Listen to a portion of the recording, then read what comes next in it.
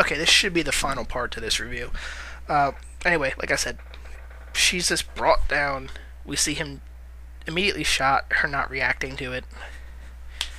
But, I can't even explain how poorly executed this scene was. And then she gets, because, she didn't react, she gets filled in with the rest of the plan to, make the United States have to fight a giant war, even though it really wouldn't cause a war. Then they go and reveal Liv Schreiber, and she winds up killing, most of these guys as soon as they reveal the big plan. Like I said, I really wish I had clips of this, because I would break it up and show this. I need to show you this stuff. But still, the action scenes are competently pulled off. That is the bonus. If you're going this for an action fix, this will satisfy you.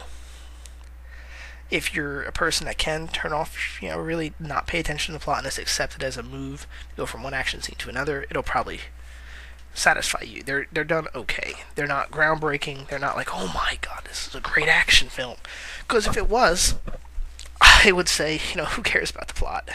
It's about the action. Unfortunately, this is a movie that doesn't acknowledge that. It's not like a movie that kind of winks at you and go, yes, we know the plot is stupid, but we know we're here for the action. No, it treats itself like the plot is important. When I go to see Expendables, if a plot's crap, guess what?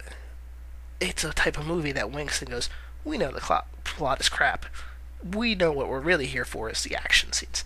Salt doesn't treat itself like that. Ooh. Salt treats itself like the plot is very important and intriguing. Yeah, I kind of lost my train of thought there. It's as bad. The entire film is this bad, contrived nonsense. It ends with her escaping yet again from custody. Only this time it's again. I'm gonna mess up this name. I'm bad with doing names. Chinwete Njofo. That's a bastardization of how it's pronounced, I know. The guy that played the operative in Serenity. He's in here as a counterintelligence agent who, at first, it's one of those. This is kind of a stereotype of this genre, but at first he's against her, but then he becomes at the end her only ally. Yeah, he kind of believes her at the end that she is a Russian agent, but she's still on our side, and she promises she's going to go and take down all the remaining agents hidden throughout the U.S. So he lets her escape. Because she's salt. I should point out this, because I am kind of picky with titles. That I feel that titles should mean something in a movie. In Salt, the title doesn't have any deeper meaning. Obviously Inception had the deeper meaning. Predators had a very deep meaning for that plot. Salt's just her name. Does it have any double meaning? Sure, you can name stuff just based on the character because the character is that interesting, like Forrest Gump. But Salt, it's just, her last name. It's just Salt. It's salt of the earth. Salting the earth. I can't pick. Maybe that's probably me thinking too hard, but you salt the earth to destroy it, and that's what she's being used for. She's being used to cause a nuclear war and destroy the U.S. But that's probably me overthinking the implications of her name. I think they really had no idea what to name this movie.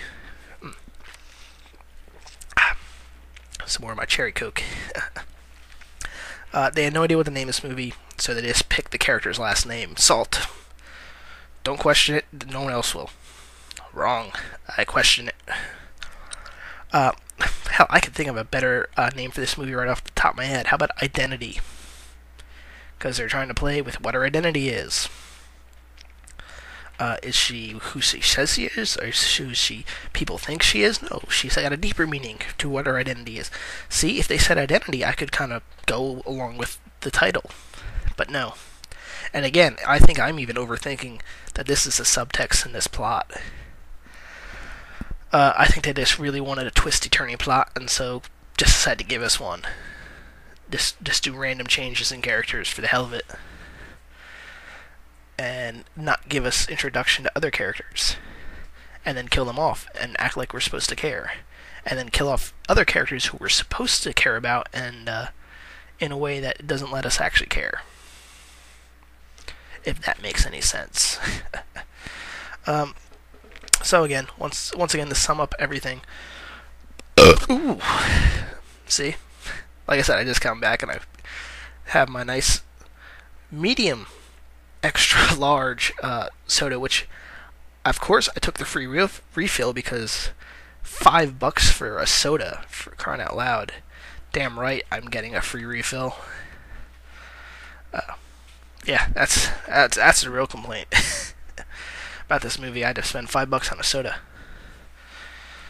But you know what? I will say there was another part of the movie-going experience I hated. This was during the trailers. I know I'm getting off topic. I've said what my views are on Salt, and how this plot holy the entire film is. Like I said, I try to get in there deeper with the plot holes, but there's plot holes that lead to other plot holes that lead to other plot holes, which is why I'm having a hard time describing the plot and the problems for you. But God, when we're watching the previews, there's a lot of horror previews for this movie. And of course, I happen to go to the showing that all the old people went to. And not like the cool old people that are still okay with modern films, which is why they go. No, I got stuck. Sitting behind me are the two old people that have to complain about every modern film, how it's not as good as the older films. Now, I'm nostalgic as hell. I love the 80s films, but I don't go around trashing every preview I see. And if I do, I have a valid reason. She sees every horror film. That looks stupid. I'm not gonna see it. It's like, it's a preview. If I trashed the Karate Kid, I trashed the Karate Kid because right in the preview, it's obvious it has nothing to do with karate.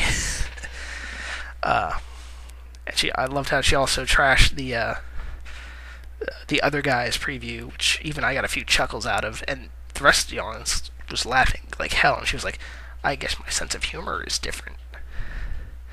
And it was her tone, especially, but you don't have to articulate everything so because it sounded like she was saying that purposely for people like me sitting around her to hear. If you're not that I can really complain, because hey, I'm on here YouTube giving a full review, but I justified why I didn't like it, plot holes and such. But it was she basically just didn't like a movie because it was a horror movie, and for whatever reason this had a lot of horror movie previews for it. So I give any additional channel news, I guess, since I have 2 minutes to kill.